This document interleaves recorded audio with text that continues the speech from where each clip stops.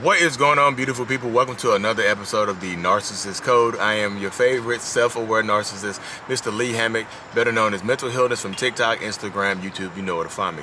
If this is your first time seeing my face or hearing my voice, I am a diagnosed narcissist that uses his platform to raise awareness for narcissistic personality disorder and also, in the process, validate the victims and survivors of said disorder. Today's episode is going to be about how you will never ever really know the narcissistic person in your life, the narcissist in your life. So pretty much what's going on is that you have people walking by. Sorry, y'all. See peeps walking by. But yeah, so pretty much you'll never ever know the narcissist in your life because narcissists, we really don't have a true identity. I feel like the person you see right now or the person you listening to right now on Apple Music or Spotify or whatnot, this person is I feel like I've always said this too. The person you see right now is an accumulation of all the personality traits that I have either, been jealous of or admired in other people around me.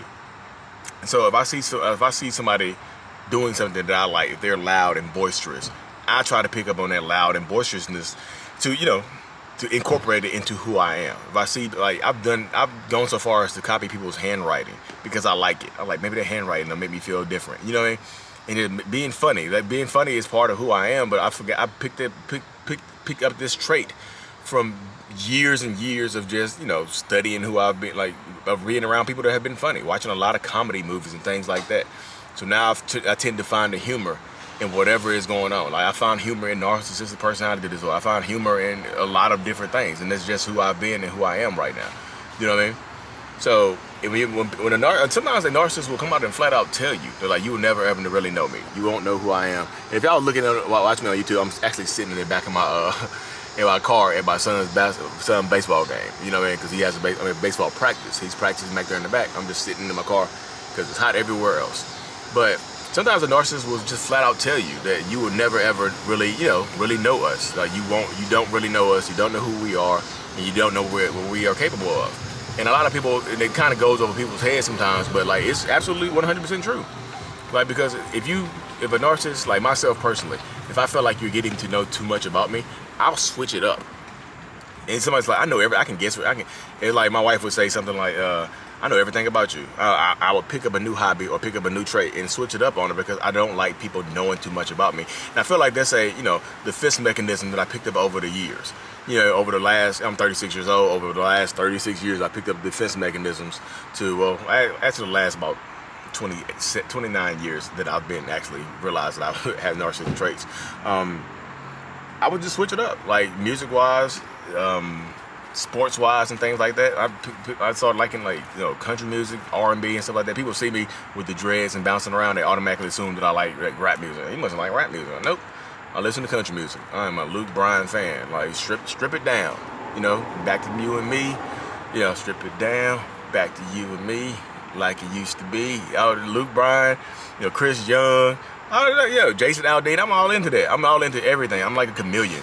And I think I've also picked up a lot of this stuff so I can blend into a lot of crowds. Even though I feel like I don't fit into a lot of crowds, I feel like I can blend into any crowd. So I feel out of place on the inside, but when I'm talking to people and I'm interacting with people, I typically, whatever situation I'm in, I typically can, feel at peace or feel at home in that situation because I've accumulated enough personality characteristics or studied enough stuff to, fit in. I'm in a country bar. They're like, what are you doing here with these dreads? I'm like, I'm listening to Luke Bryan. What you doing in here with that bald head? You know what I mean? I'm there joking with people and things like that. And people, I just feel like you'll never really know that person. And a lot of times when I'm talking to people over Zoom or whatever, on TikTok or just in my live sessions on Instagram or something like that, people will say after they broke up with somebody and the narcissist was living a double life, it just hurts me to know that I never really knew that person, or the person that I thought I loved and cared about, that person really doesn't exist. And things like that. That's very painful to think about. And it's true because you really don't ever, the person the narcissist shows you in the beginning of a relationship is just who you I feel like the question a narcissist asks themselves on the inside of their heads, on the inside of our heads, is to you, when we first meeting you, tell us who you need us to be. Tell us who you want us to be so we can become that, so we can love bomb you and things like that. So we can give you whatever you need and want, Because like in that moment, like I told you, during the love bombing phase, I've literally felt like I was in love with that person. Like that person was my person. That person was the ideal person for me. I had met my soulmate and things like that. So I wanted to learn what they wanted and needed so I could give it to them. I wanted to learn everything about them so I could make them happy. You know what I mean? That's exactly what I wanted to do. I wanted to go as far as like, take it as far as like doing whatever I needed to do to make them laugh, or, you know, traveling and giving them the favorite type of flowers and sending them, you know, the favorite songs and things like that. That's what I was trying to learn. It wasn't like, I know people like narcissists manipulate you from the beginning to just to hurt you. And that has never, most of the narcissists I talk to, I ain't gonna say all of them because some of them are sociopaths and psychopaths. They are out there being intentionally hurtful to people. But most of the narcissistic people I talk to, their intent was to get to know the person, to love bomb them so they can keep them around. But you know what I mean? Like at the end of that process, like when the love bombing fades off, the narcissist gets tired of being somebody else and wants to actually be ourselves. And then you feel like you're talking to a different person. Like one day you wake up and I'm different.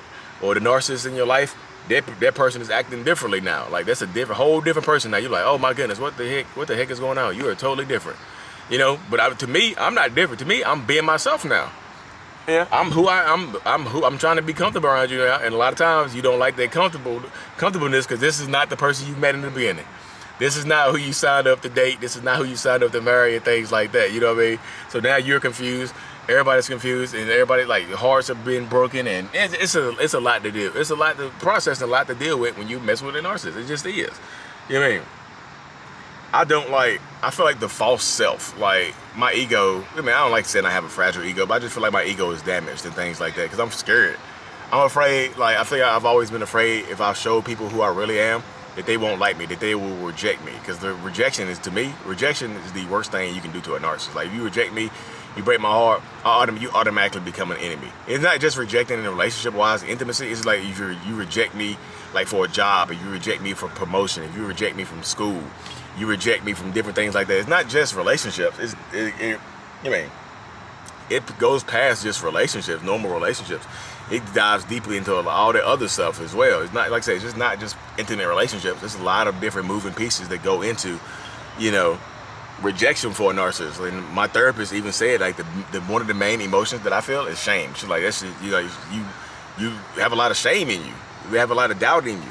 So having a social media presence as large as you have, you open yourself up to your biggest fears, which can help me fight. Which, like I said, can take me in one of two directions. It can help me fight the shame and just be who I really am authentically, or it can make me retreat inside of myself and I get too much rejection and I just become a worse person. I started taking that anger, frustration, and things out on my family and friends because now I'm frustrated with the shame and the negativity that I get on my YouTube and TikToks and stuff like that. Not so much, like, the crazy thing about it is I get the most like, YouTube is my second largest platform. I have almost 59,000 people that follow me on YouTube. I have 1.1 million on my TikTok, and I get more negativity on YouTube. I had to, like, block way more people or hide them from the channel by YouTube than anything. Like, because people feel like they can come over there and just say some disrespectful stuff to me. I just hide them from the channel. So if you're on my YouTube, if you say some rude stuff to me, you're probably hidden from my channel. And you can't. The only person that can see your comments is you. So keep leaving your comments, keep giving the views, because y'all know nobody else can see your comments.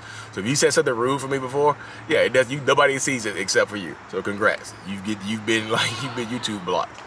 So I say, keep that. Like, I don't like the negativity. I'm like, I get it. Like I said, I get it sometimes, but then, like I said, here comes my little last minute rant, y'all. I get it sometimes, the negativity. I was like, I understand it. But when people just come at me, like, I'll have a video go viral on TikTok, and the first thing out of somebody's mouth is like, I really don't want to like this guy. Why? Because I'm black? And I was just like, I'll joke around and say, why? Because I'm black? Yeah, no, because the whole narcissist part. Like, so you want to not like me for some stuff I cannot control. I cannot control having a narcissistic personality disorder. What I can get control of is my behaviors and how I react to people. So you want to like me for somebody else done to you that I had no idea who they were or how they treated you? And it's men, they say it too. I don't like this guy because he's a narcissist. Point blank, period. You shouldn't give a narcissist attention. Blah, blah, blah, blah, blah. Y'all, there's a lot of more resources out here that you can get from narcissistic information from. You don't have to get it directly from the source. Because a lot of people are gonna, like, hey guys, you can get those blanket statements everywhere, elsewhere. Because no, you don't hear no blanket statements on my channel. I don't use blanket statements of narcissism on my channel. This is idiotic to me. like for me to come out here and use a blanket statement that encompasses all narcissists, like it's a one-size-fits-all thing. Every narcissistic person was created on an assembly line. It has the exact same traits and feels the exact same way and does the exact same thing. Nope. Everybody's situation is going to be different. Everybody's socioeconomic status is going to be different. Race, ethnicity, sex, gender, all that stuff is going to be different. So not everybody's going to be the same when it comes to this personality disorder.